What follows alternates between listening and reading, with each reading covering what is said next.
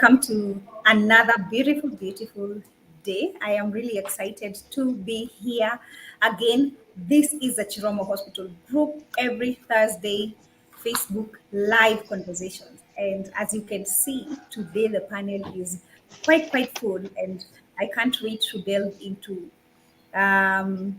this conversation today. We are talking about self-awareness. Yeah. And one of the things that uh, you will see or you will note is that we don't have a male panelist here. So I don't know what that means in terms of self-awareness and our friendly gender, but I'm hoping that each and every one of you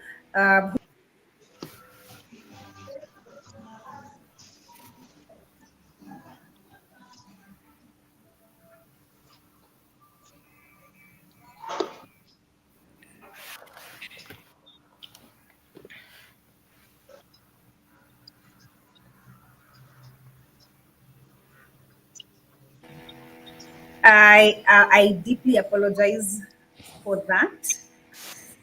Yeah, digital things. But can you hear me? Yes, we can. Yes.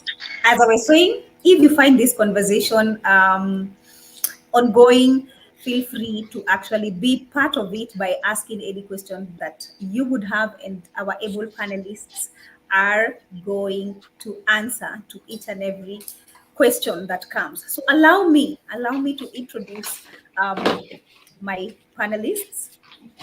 I see we are also being joined by Rebecca Cherop.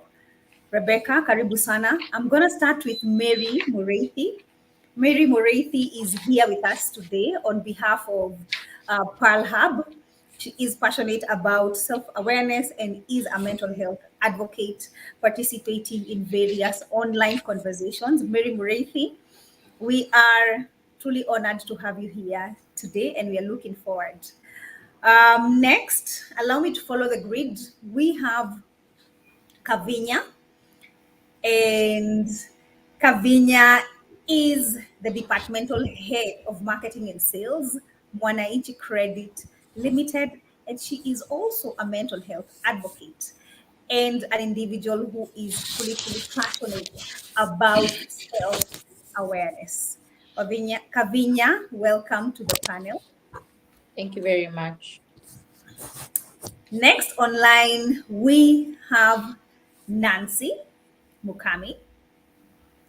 Nancy Mukami, who is a mental health advocate, a caregiver, and Nancy is also a psychologist in practice.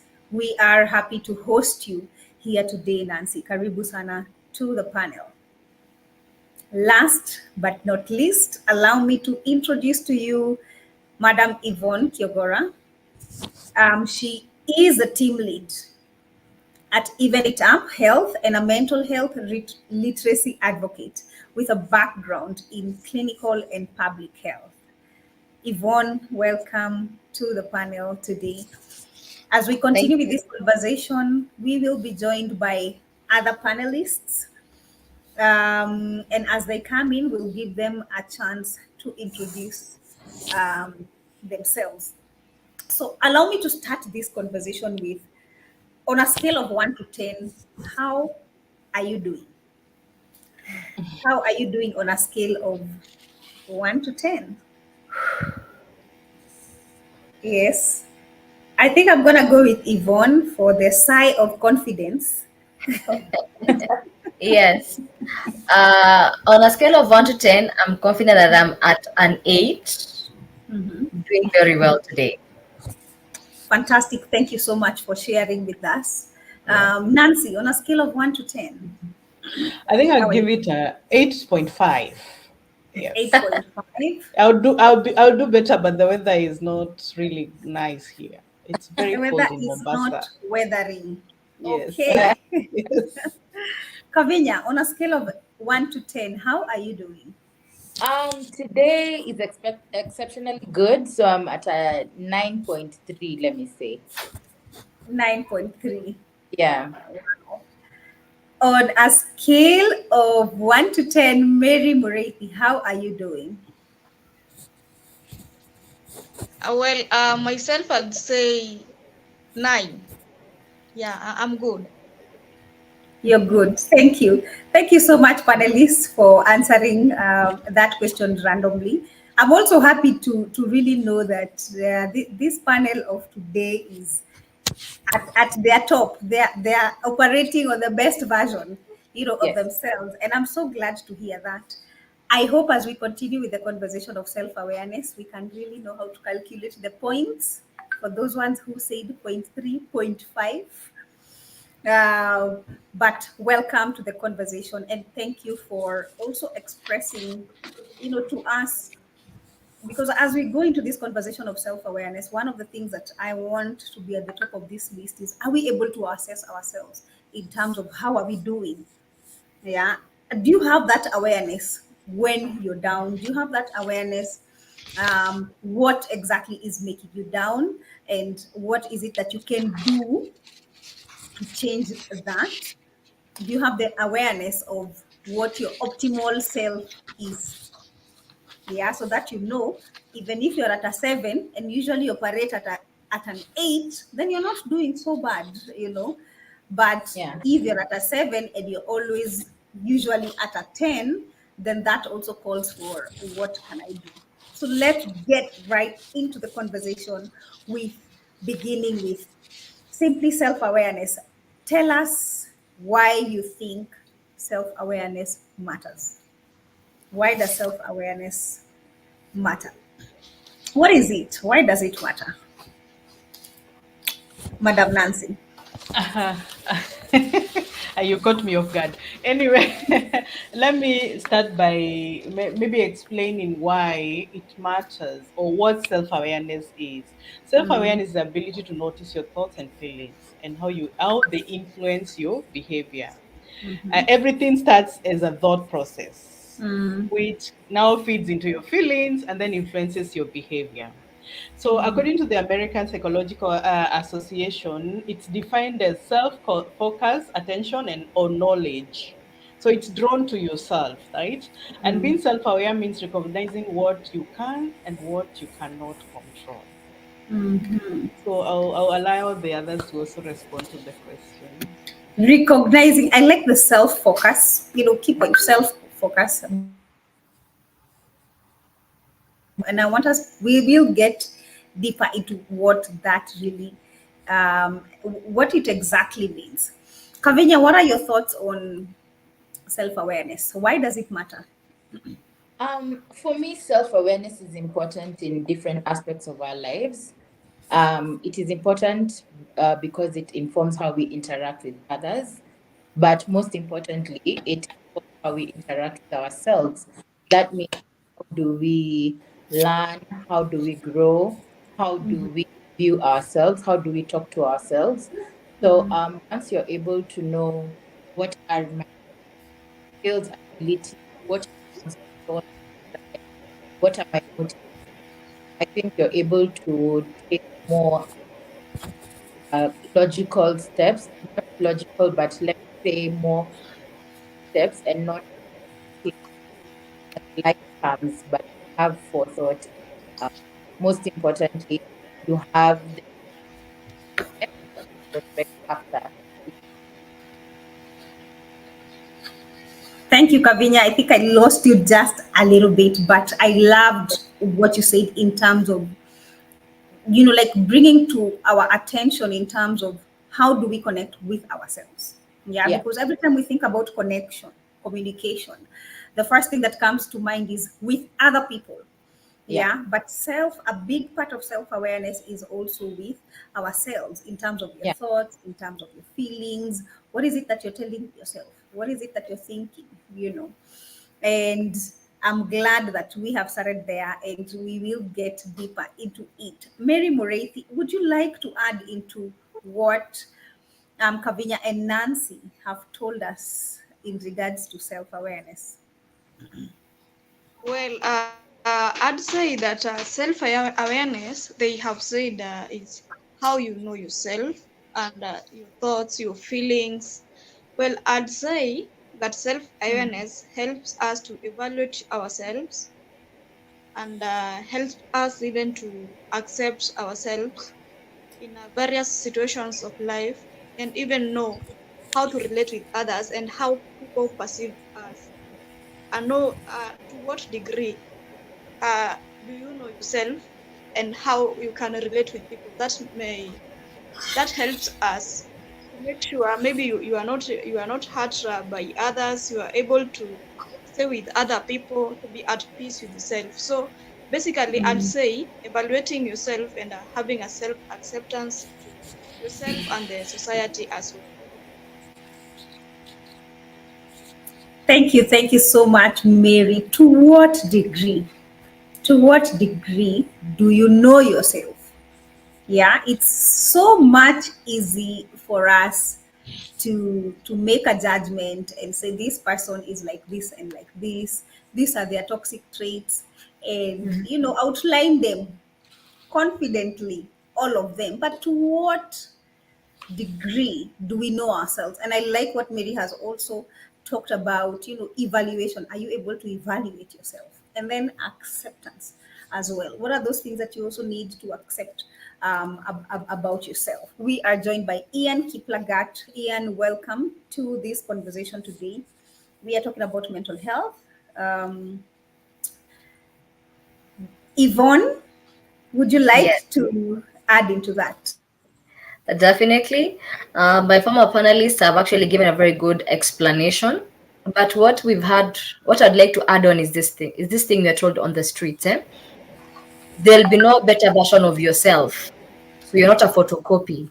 So you find that with self-awareness, you're able to do things and have an identity. You avoid the thing we call crowd mentality. So with that, you also be able to be more productive in the society and whatever you are actually doing. Yes, that's it. Right. I like also the addition that Yvonne has talked about in terms of being more productive in the society. So this is the best way to actually talk about self-awareness. Ian Kiplagat is a clinical psychologist at Chiromo Hospital Group. Thank you for joining us. I just highlighted a few minutes ago that this panel is full of women and no men. So I'm glad to see um, you here.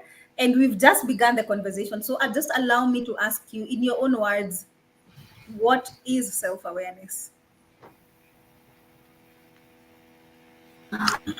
Thank you, Gadoni. How I understand self-awareness. Self-awareness means being conscious of oneself and also how other people perceive you. That means friends, relatives, and even colleagues at work. So being aware of your values, being aware of your beliefs and goals, that makes self-awareness.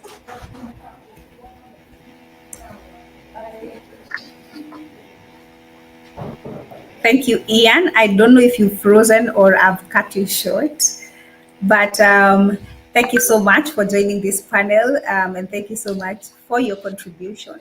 And as we continue with this self-awareness, just allow me to ask, what are some of the myths that you guys have had when people are talking about self-awareness? Because the reality is, um, the ground things on the ground are usually different in terms of interpretation. Things on the ground are usually different also in terms of perception. I don't know if you guys have come across some myths that you'd like us to demystify where self-awareness is concerned. Yeah, who would like to go first? Um,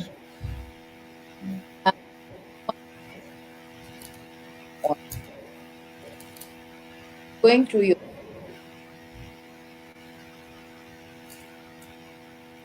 I don't know whether it's on my side. you hear me? um not quite clearly. Can you hear me now? Okay, someone else can take the question as I try to fix whatever is happening. Hello? Hello. Thank you, Kanyiva. I think we can ask Nancy and Yvonne. What are some of the myths you've heard about self awareness as Kanyiva just looks at into her network? Allow me to start. And there's this myth that what you see is what you get. Like when someone is bubbly and happy, they're that happy person who's always, they have their whatever together. But deep down inside, they might not even know that they have issues, or they know that they have issues and maybe they're hiding. So there's a lot of myths that goes around self-awareness, and I would like to pick on that particular one. Yes. Well, I'd say, Fantastic. okay, Okay, please go ahead, Yvonne. all right. I was coming up with something and I thought about it. You know, when you're told that the people whom you hang around with are the people who it's what you're going to be seen on you. You find that sometimes you might not be able to be aware of yourself, but just because you're with others, you might get pulled on. You know, I talked about the crowd mentality. You like an identity. You like to know how the extent at which you can be actually useful in the society. So you find that such a person can give themselves too much pressure because they are around maybe, for example, Gathon, you're around billionaires. Yeah, you're trying to be one of those guys. So you find that that one is a myth because you don't have to be like the people whom you are with. So Yes. is what you're saying that we are not at least in the 100th percentile, not really a product of our environment? We are a product of our environment, but not 100%. A bit of it, because we have a choice and a will. So we get to know Right. what we can do. Yes. Yeah. Right. We have a choice and a will. And I like that because the reason actually why that statement is there in the first place is because of influence. It's talking about influence. But even with the influence that is around you, even if it's negative influence, there's still a part of you that has a choice, that can make that choice to or not to. But I'm glad that we're talking about self-awareness, because then there are also people in those situations and they are not even aware that they are actually just going along with the crowd mentality. So there is no that evaluation, as we were told earlier by Marcy. I also loved what Nancy said in regards to what you see is what you get. Well, it's not always the case. That's a myth. In fact, the reason why mental health has and poor mental health specifically has gone on for a very long time, it's because these are wounds that are not visible. So there's a lot of masking that has that also comes into play because of various reasons. Maybe it's guilt, maybe it's shame, whatever it is that you have. So we have been coming across people who we think they're okay because we are judging based on how they're dressed, whether they have a job or not. But that's not really a full picture of their internal frame of reference. So, yes, where self awareness is concerned, it's not really true. It's a myth that what you see is what you get. No, that's Yeah. not necessarily the truth. Kanyiva, Yeah. thank you so much for joining us. What are your thoughts? Can you hear me now? Yes. Okay. So for me, the biggest myth has always been that self-awareness is always linked to self-improvement. Sometimes self-awareness is linked to self-acceptance and forgiveness. And the biggest part of that for me would be that people think that there's a destination called self-awareness, that now I am self-aware. However, this is just a level or a tool or a path towards uh, of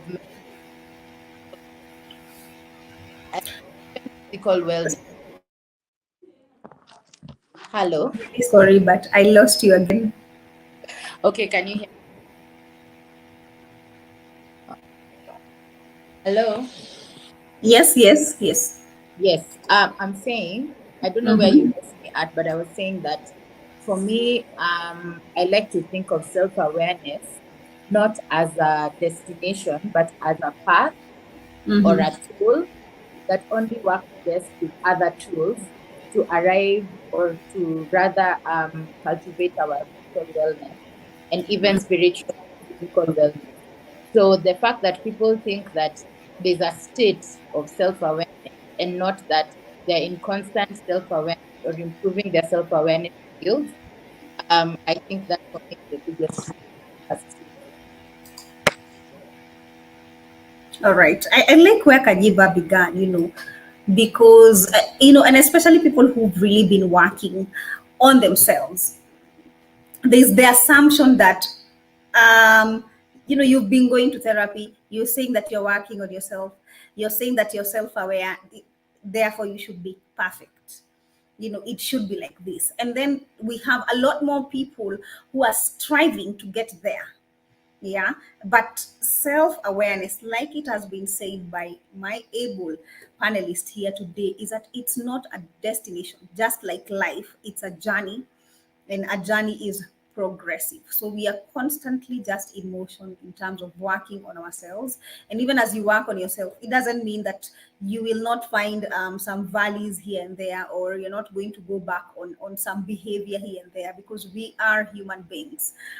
But that should not deter you from still moving forward with what you really want to garner for yourself. So, ladies and gentlemen, if you're listening to this conversation today, myths being busted. It's not a destination. There is no place called self-awareness, Nipale, Juyamlima, and I am there. I've gotten there, so I'm self-aware, and that's it. No, no, no, no, no. It's a journey. It's a journey, and we just need to keep working on it. Ian Kiplagat, the only man in this panel. Yeah, I wish I could question you as a man and not as a psychologist. But just tell us what are some of the myths you've had either from your fellow male colleagues, friends, yourself, that you came to demystify when you became a psychologist? Okay, I have two which I can talk about. The first one being self-awareness is selfish, or someone who is self-aware is self-centered. Um, so the truth is self-awareness is not selfish, and this is because when someone is self-aware, the people around this person will also benefit. Being aware of your needs, being aware of your values will also uh, spill over to the people around you. The second one is self-awareness means, digging through your past. And for some people, they might think doing that is just going to make you feel bad about yourself. Self-awareness can be present, it can be mindful, it can mean you being aware of what is going on at the moment, and also how your past is affecting your present. So it's not all about digging through your past experiences.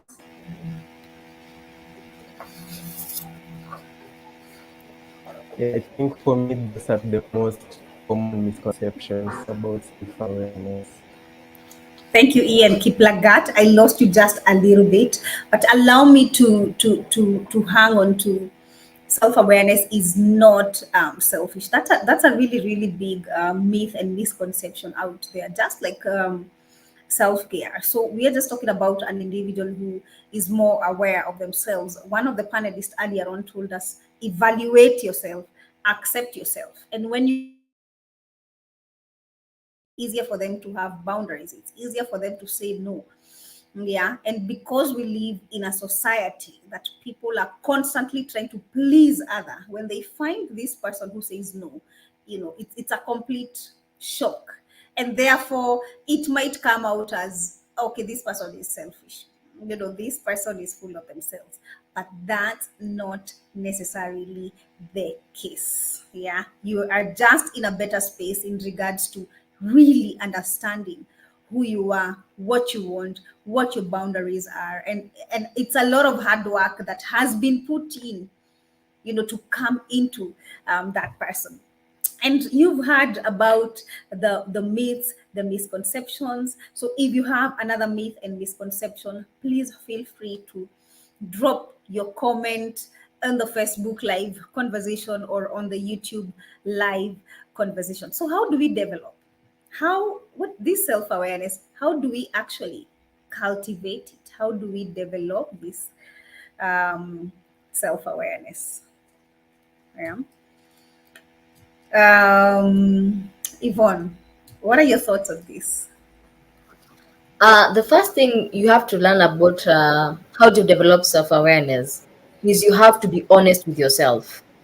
Being honest with yourself means that you accept you have strengths and weaknesses, and you get to learn which are these strengths, which are these weaknesses.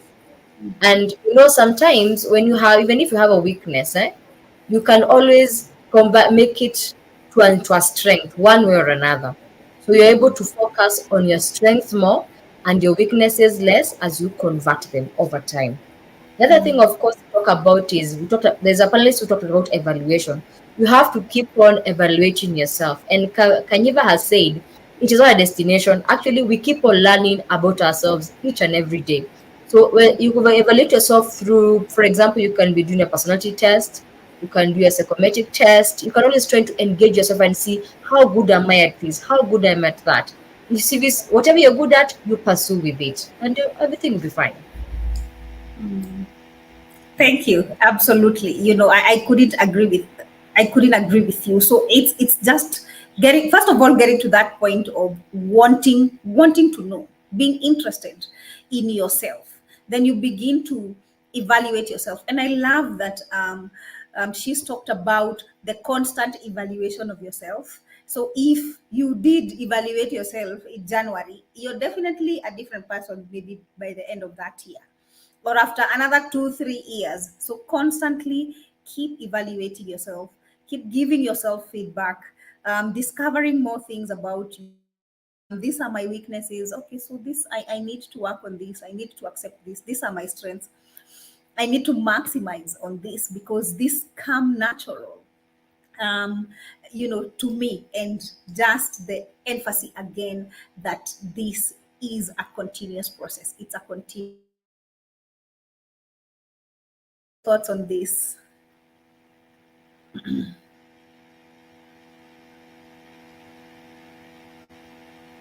Please unmute. Sorry, I didn't hear you call me. I'm assuming it's me because everyone else is quiet. Sorry, you're breaking. So I would say Oh, that sorry. Mm-hmm. it's an ongoing evaluation on yourself, and it starts by knowing your personality traits. Because you cannot be self-aware and you don't know your personality traits.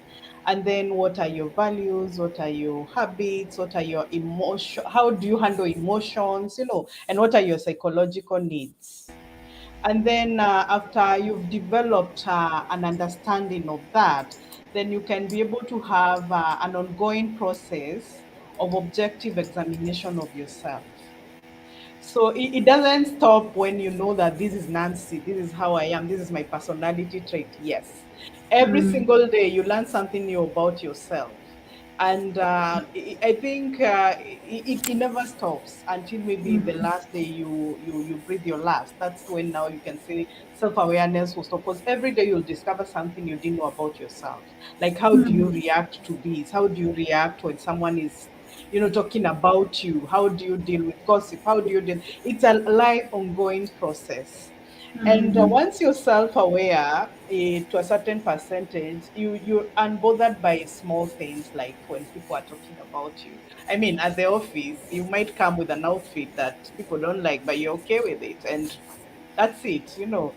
Whatever people say about it doesn't bother you at all. So without self-awareness, it kind of like it influences your esteem a lot. when a little bit is said about you.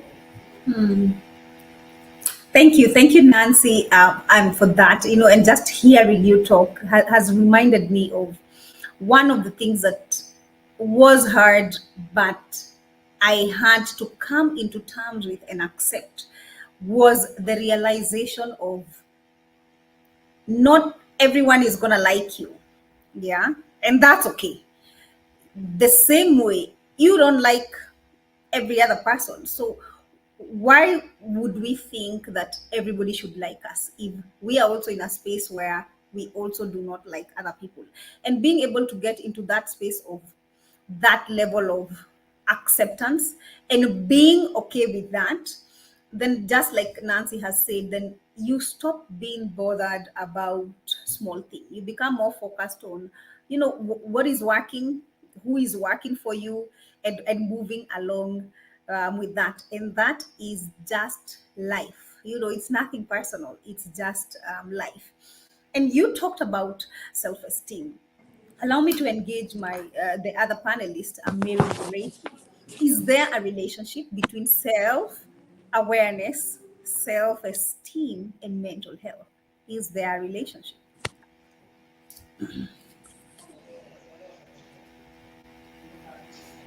Well, I'd say that there is a great relationship between self-awareness, mental health, and self-esteem. Basically, we have said that self-awareness is knowing who you are, your actions, and what you should do. And self-esteem is who basically you are. That is related to self-awareness. So in this case, I'll say that knowing yourself leads to self-acceptance, and therefore that boosts your self-esteem. Also, when you have a high degree of self-esteem, that will also boost your mental health. So basically, I'll say they are, in one way or another, they are all related and they affect directly on the, or indirectly. Thank you. You've heard from me, they're all interconnected in one way or another: self-awareness, self-esteem, and mental health, and how they lead or pour into each other. Allow me to ask Kavinya, to what are your thoughts in regards to the interrelationship between self-awareness, self-esteem, and mental health? Okay, just to confirm that everyone can hear me. Fantastic, loud and clear. Okay. So, first of all, I'll go between the relationship between self-awareness and self-esteem. There are two forms of self-esteem, which is worthiness-based self-esteem and competence-based self-esteem. So, for the worthiness-based self-esteem comes from the view you have of yourself. That means that what are my values? What are my abilities? What are the things that keep me grounded? What are my standards? What are my principles? And how you view yourself internally. The competence-based self-esteem comes from what are my skills in the world? Am I a good employee? Am I a good parent? Am I a good friend, sister, brother, and so what have you?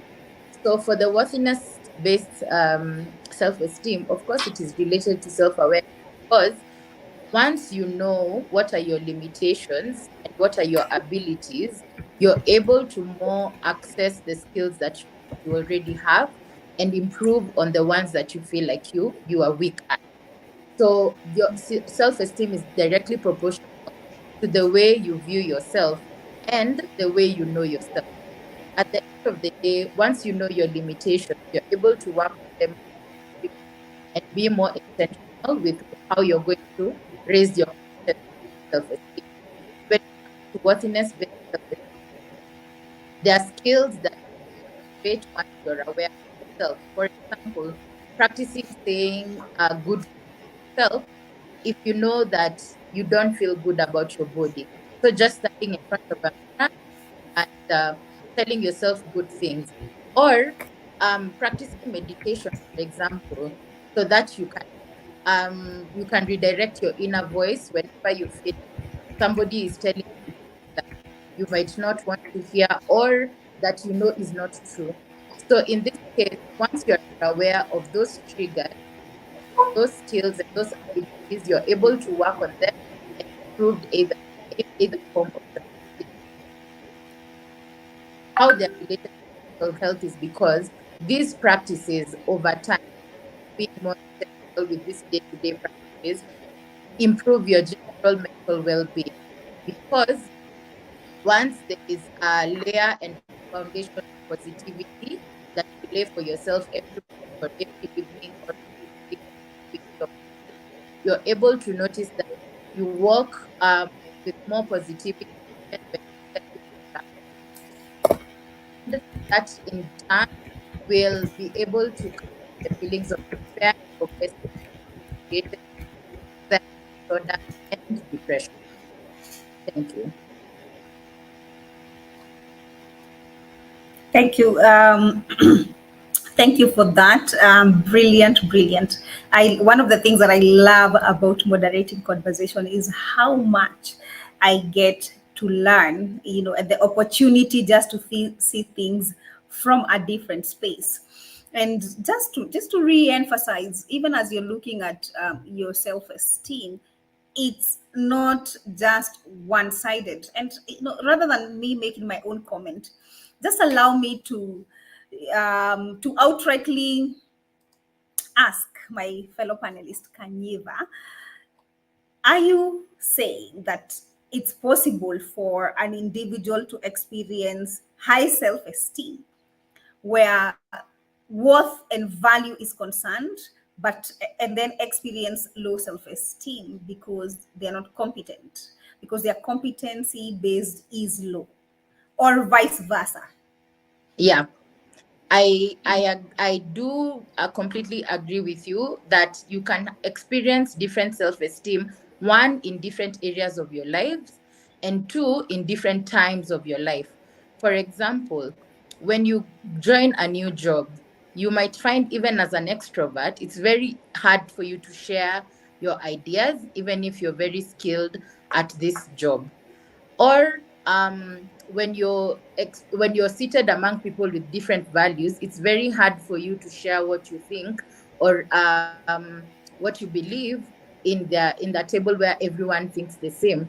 That does not mean that internally you have low self-esteem. It just means at that moment what you think about yourself is not as high, or what you regard about your beliefs at that moment is not as high as it usually is, or at different times. However, we can see it even in teenagers or kids. When they're around their teachers, you might find the teacher saying, "You have a very brilliant child," but that side is not experienced at home. So it means that whenever our abilities or our worthiness is validated, or whenever we feel validated in some areas, our esteem can go up or down. And where self awareness comes in to counter all this is that we learn to deliver or to supply that emotional competence ourselves, because now you realize I enjoy compliments and it helps me show my skills more. So now you know how to give yourself praise, you know how to give yourself appreciation, and now that's how you counter high or low self-esteem in different situations.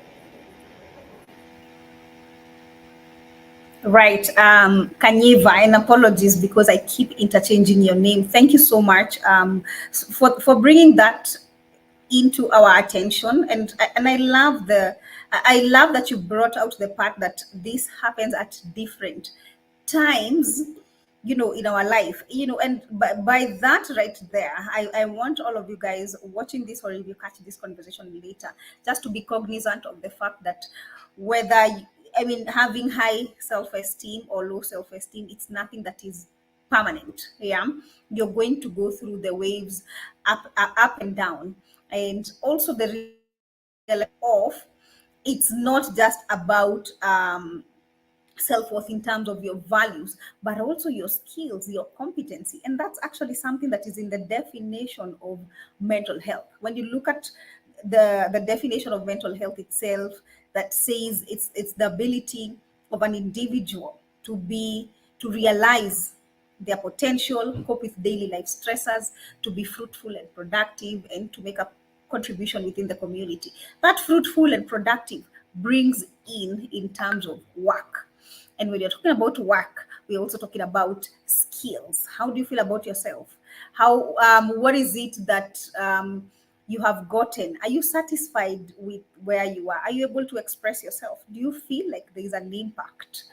Yeah, do you feel like there's you're able to communicate, to articulate your issues? Yeah, so there is a lot. And remember that we spend at least actually more than a third of our lives at work, yeah, whereas the recommended time is about 8 hours. As Kenyans, as Africans, 14 hours, you're still working. So it's really really important to ensure that in that space that you're actually able to be self-aware enough to also have self-care enough to take care of yourself. So thank you so much for that.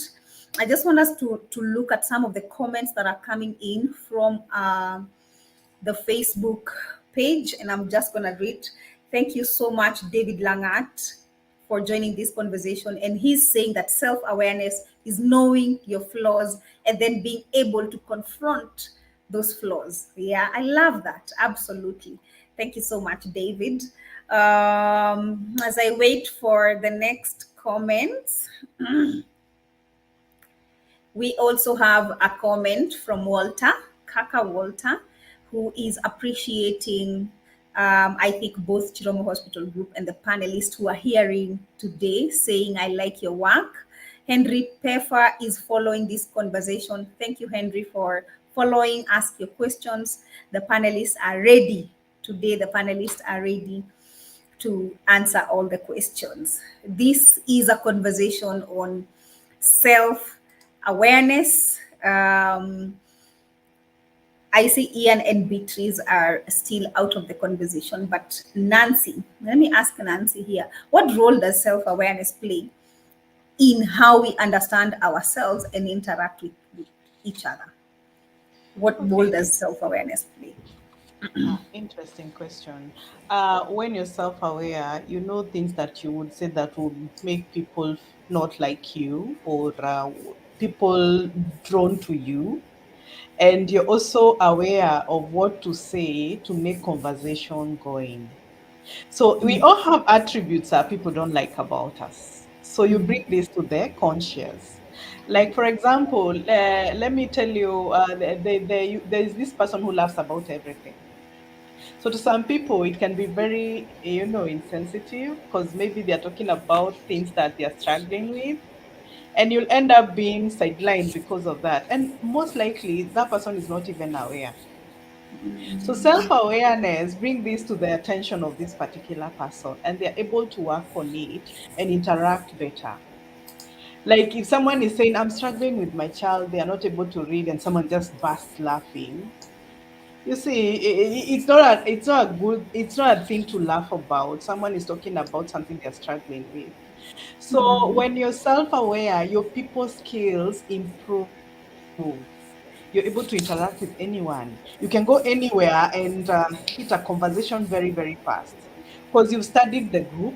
You know what they are about. If it's a different culture, you actually know what not to say, what to say, and things that you're not aware of. You know your competence, so you will not go and act like a doctor when you're not a doctor. And that way you're able to bring in an expert who's able to maybe help if a doctor was needed somewhere. That's just an example. So when you know that, when you're self-aware, means you in every environment, you know your triggers. Like for example, if you don't like lifts, or you live you have a way of, or you're struggling with something, you are aware that I'm going to this and this place. Maybe, and let me stay with the example of a lift, and I'll use a lift, but I can also be confident to ask if there are some stairs I can take up, the flight of stairs, and go up, or take the lift and breathe through the whole process, and you're able to get to where you're going. So self-awareness is about knowing who you are, your environment, and your triggers. And once you know that, you can relate with anyone. Thank you, Nancy. I love that, and I love the example that you gave. Absolutely, it does play an important role in terms of interaction with ourselves and with other people. I could not agree more with what you have said. Ian Kiplagat, what are your thoughts? And welcome to the conversation, Masinde. I'll get to you. Ian, what are your thoughts in regards to what role does self awareness play in how we interact with ourselves and with others? The role that self-awareness plays when it comes to interactions with other people. First of all, for us to communicate effectively, we need to be aware of our values as well as other people's values. So being self-aware, it puts you in a position to be empathetic, and let's say choose the kind of words you can use to interact with other people. That way also you will not end up projecting anything to other people during the time of interaction. Self-awareness also comes with self-confidence, self-esteem, so you are able to interact freely without the fear of being judged or feeling like your opinions are not going to be enough uh, during the period of interaction. So it plays a very important role when it comes to interacting with other people. Thank you. Self awareness is key when we are interacting with other people. Just also what Nancy had talked about earlier. Just being able to know your personality, your traits, how do they impact the environment? Because if you know that, then you're able to be you're able to be in charge. Yeah, so for example, if something has been said and you're in a boardroom meeting, so you'll know in this kind of space I just can't laugh like I'm in the market, or I just can't, even if I am angry, even if I am hurt, I just can't insult.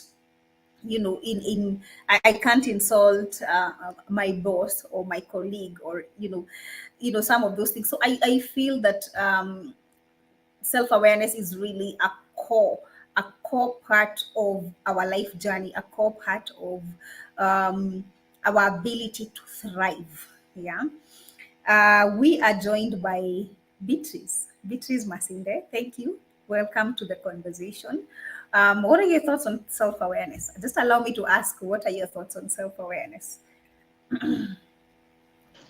Okay, thank you for this opportunity. According to me, self-awareness is being able to know your strengths and your weaknesses, and also understanding how to apply them in your environment. Yes, so basically, self-awareness is having a good understanding of yourself and how to relate with yourself and also others who are around you. Yes. Thank you, Beatrice, for that, and thank you for joining this conversation. Just allow me to ask Ian this question in regards to why self-awareness is important, more so in recovery, where your mental health journey is concerned. Ian, as a psychologist, why is self-awareness important in recovery? So, self-awareness and mental health recovery. Being self-aware, that means someone has insight on what is going on. It can be insight of understanding what the problem is and the insight of understanding that they need help. Also, in mental health, we have triggers. So, being self-aware, that means you are conscious of what can jeopardize your mental health. You can speak about it, and together, maybe with a therapist, find ways to cope with it. So self-awareness and it's one of the recovery capitals when it comes to mental health, because in the process of recovery, people who are recovering from mental health conditions are being helped to gain insight on what is going on, and that is self-awareness. So self-awareness is actually one of the core things in recovery capital where mental health is concerned.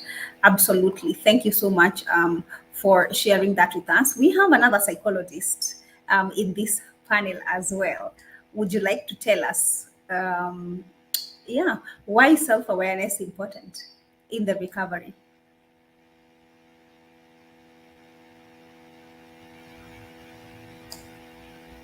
Nancy. Yeah, I hear you. Sorry, I think Oh, okay.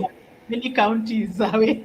Yeah, Sorry, sorry. I think in mental health recovery, without self-awareness, you cannot even recover. Because if you have medication, you have to know this is why I'm taking this. If your mood changes, you need to know, you need to understand these are my triggers. So that can only happen during this journey of self-awareness, and especially triggers. Like for example, if you it's during the appraisal and you're told something, you're given feedback, and that can also, trigger your mental health. You know how to deal with it. You know when to go see a psychologist. You know when to go see a psychiatrist. You even know when to check yourself in a hospital. So it really helps the recovery journey and also self-acceptance to happen. Like if you've gone to a doctor, you've been told you have this and this disorder or condition, and this is how to manage it. Without now self-awareness, you can't get to self-acceptance. So that is how they correlate. When you talk of mental health, self-awareness is it's the entry, because when you're self-aware, you know what your triggers are, as I said earlier, and how to deal with that. What are your coping mechanism? What is your safety net? Who is your support system? Because sometimes we rely on friends who are not really there for us, or maybe they're even influencing our ill mental health. You see, we've had people talk about toxic people, and I think that is in the journey of self-awareness when you realize, oh, so and so is a trigger. That's how we label them as toxic people. So without that, you cannot know. You cannot even know whether you yourself you are toxic. So in order to work on yourself, you need to be aware that this and this happens when I talk in front of people, or when I am giving feedback, I'm very mean, or when I'm doing this, and how now do I deal with that, so in order to improve myself. Thank you. Thank you for sharing that with us. And I see that we are running out of time. Please just allow me to welcome Beatrice Masinde. We are talking about why is self-awareness important in the journey of recovery. And Beatrice is going to share with us her own lived experience in how self-awareness has I'm truly honored that you agreed to be part of this panel and really commend you for your courage to speak up and to share your story. Welcome, Beatrice Masinde.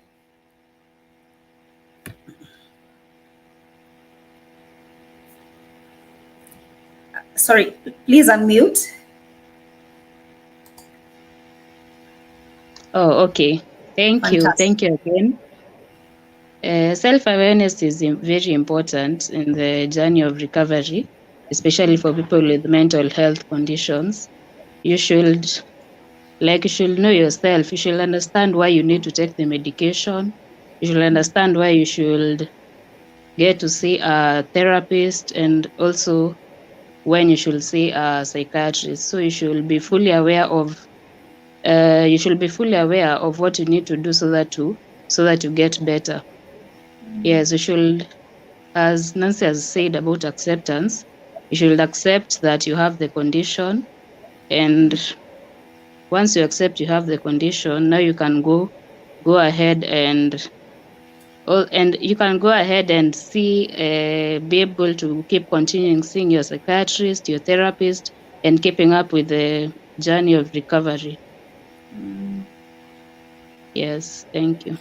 Allow me to ask you, Beatrice, was it hard? Because, theoretically speaking, we are in a panel and we are saying, build self awareness. This is how to develop self awareness. But, I mean, was it as easy for you in terms of what we've talked about, evaluation, acceptance? And you've talked about something also very important.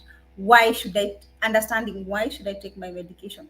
Why should I see a psychiatrist? Why should I see a psychologist? Was it was it difficult, and how did you overcome that? Okay. In the beginning, it started with when you get the diagnosis, you don't just immediately accept that you need to take the medication, you need to be seeing a psychiatrist. First, you're faced with a shock. So you're in denial. You're like, it can't be, I can't be taking medication for the rest of my life. Maybe you can be lethargic about it. You're sad. You want to change the situation, but ideally, you just need to keep taking the medication. Yeah. So it wasn't easy at first. Yeah, it came with a shock, but with time, as you continue being able to talk to your therapist, you learn different ways of coping, different ways of managing the condition, and yeah, on a good track to recovery. Thank you. Thank you. Absolutely beautiful. Thank you so much, Beatrice, for just giving us insight into your personal life, and thank you for sharing um, that with us. I'm truly, truly encouraged, and I like to say, and allow me to say this again today: we cannot have mental health conversation without including voices of individuals with lived experience. Yeah, myself here, Nancy here, all the psychologists and mental health advocates, we are only speaking from a point of theory and maybe what we've seen, which is different from living it. Yeah. And I just want to encourage anybody who is going to catch this conversation and they are struggling in terms of building their self-awareness to extend some grace to themselves, to be patient with their journey, and to remember that you are worth it. You are absolutely worth it in any shape or form. Yeah. And sooner or later, as you continue with that quest of wanting to know, wanting to understand, wanting to ask the why and look at it from a different perspective, you will get there. Yeah, you will get there eventually. We have come to the end of this conversation today. Time is not on our side, but we cannot close this conversation without allowing our panelists to give us their parting shots and their call to action on this conversation today. Kanyiva, would you like to start us off? Sure. Fantastic. So mine is just to say that please do not practice self-awareness without also coupling it up with self-care and self-compassion. Because a lot of the things that we discover when we are going back, when we are exploring our feelings and our emotions, are very painful. Sometimes it's not always just edifying our abilities. Sometimes you are faced with fear and anxiety about what we discover. So always remember to practice physical self-care, spiritual self-care, emotional, and remember to love yourself and accept yourself. That's the only way you can change. Thank you. Fantastic. And a wonderful call to action right there. Couple this with self-awareness. Self-care. We had a conversation on self-care just last week. Please catch that conversation. It's pinned on our Facebook page, and I love that Kanyiva has also reiterated some of the things that we said, that self-care is not just one thing. It's not that you went and did cut your beard, full stop. No, there are 5 areas of it, and we need to pay attention to all those areas. And of course, self-compassion. Be compassionate. Extend some grace to yourself. Beatrice, what are your thoughts? Sorry, what is your parting shot today? Okay, my parting shots from a person with a lived experience is that the mental health conditions that the mental health diagnosis that you get is not a death sentence. Yeah, you need to extend some grace to yourself, as Gathoni is saying. You should be compassionate to yourself and know that you're the only one who can really change. Like you're the only one who can really change the situation about how you view yourself. Yeah, so you should also practice self-care and be more compassionate about yourself. Thank you. Thank you. Thank you so much, Beatrice. Absolutely. There is so much more. There's so much more to an individual than that diagnosis. There's so much more. As human beings, we are not just one piece of the puzzle. We are in all our complexities, in everything. There's so many pieces of us. And it's so unfair to to either look at ourselves that way, or for society to judge individuals with a lived experience as being just one part of themselves. So there is so much to you watching this conversation and are trying to come into terms with their diagnosis. Have some grace, and there is help. Continue seeking help. Yeah. Yvonne, what are you do? How are you doing? Sorry. What is your parting shot? All right, I'm doing fine. So you find that we've been talking about self-awareness, and it's to be only fair to the viewers to understand how do you even get this self-awareness. Self-awareness. It's not like candy or soda you drink. It's some activities or habits or behaviors that you put in place to be able to understand yourself and to manage yourself better. So one major thing that I think I do a lot in my self-awareness as a party shot is journaling. The guys, if you love journaling, that's the first step to do it. You have to write everything, write anything about your life, then you evaluate it. In that way, you'll get somewhere. That's it for today. Fantastic, fantastic. Small little things that you need to do, daily activities that you can engage in to build Mm, self awareness. And I love journaling too. I mean, I have been keeping journals, and I think it's such an amazing way, not just to distress, but mm, also gratitude. I mean, we forget so many things. We even forget the things that we prayed for when we get them. You know, when you go through those pages, you're able to see, all right, so this is where I am today.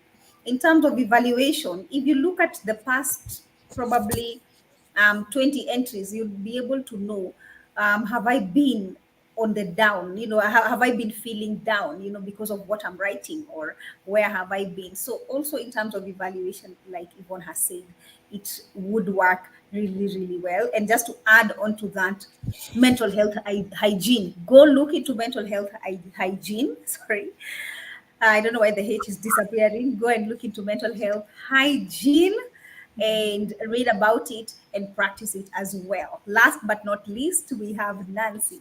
Nancy, what are your thoughts? Parting shot, call to action. I think for me, it's just reassuring everybody that we all get bad days. And the most important thing is to know what are your triggers? Who are you? And when you enact this journey of self awareness, you will discover there's an amazing person in you. You are amazing. You're a wonderful person. So at least let's appreciate the people we are or the people we are becoming, and get also to learn about ourselves and how we can even improve our lives, because we all need hope. We all need to be hopeful, because without that, then we will end up all getting, some stressors in life. But then again, there's always tomorrow. If you're not well today, tomorrow can be better. So just knowing that will keep us going. It's okay not to be okay, but then again, you can always get support. mm. Thank you. Fantastic, Nancy. And I was going to close this conversation, but you have triggered my thought by that question of who are you? Yeah. I think that's one of the most complex questions in terms of really getting to answer that. And I remember meeting somebody who is like, how would you define yourself without your titles, without your educations, without your role, without your family, without where you work? You know, who is um, that person? And I'm gonna say this not because I'm a therapist, okay, maybe because I'm also a therapist, but because I have lived it. That one of the best ways to actually build your self-awareness is to go into therapy. We really need to turn around the clock. We need to leave that space that you must have clinical red flags, you know, billboard ones for you to actually call a psychologist or to go into therapy. No, self-awareness is also calling for, let's go and figure out what kind of an adult am I. Let's go and figure out, because I saw my parents fighting as a child, how has that impacted me? I have been heartbroken. How has that impacted me? I'm stagnating in my goals. You know, I used to think by 25 I would be here, but I'm not there. You know, what is that all about? And just hear another perspective, and give yourself an opportunity to work on yourself. Thank you so much, ladies and gentlemen watching this. I'm going to read two of my favorite quotes where self-awareness is concerned as we close today's conversation. One quote is by Thomas Sowell that says, "It takes considerable knowledge just to realize the extent of your own ignorance." Yeah, it takes considerable knowledge just to realize the extent of your own ignorance. The next quote that I'm gonna that I also really like, you know, it really challenges me, says that everything that irritates us about others can lead us to an understanding of ourselves. Yeah, that was said by my very good friend Carl Jung. Okay, if you know Carl Jung or Carl Jung, depending on where you went to school, that quote is from him. Thank you so much. I really appreciate each and every one of you for joining this conversation on on self-awareness. Thank you so much for joining. If you are watching this on the screen, there is a toll-free line, 0800 220 000. Feel free to share this with your friends, with your colleagues. And the other side of this conversation is a group of qualified psychologists ready to attend and to address um, you and to support you and your family. Join us on Monday for Mindful Mondays, 10 to 11 o'clock, as we talk about resilience. Wow. Tufunguke. Thank you.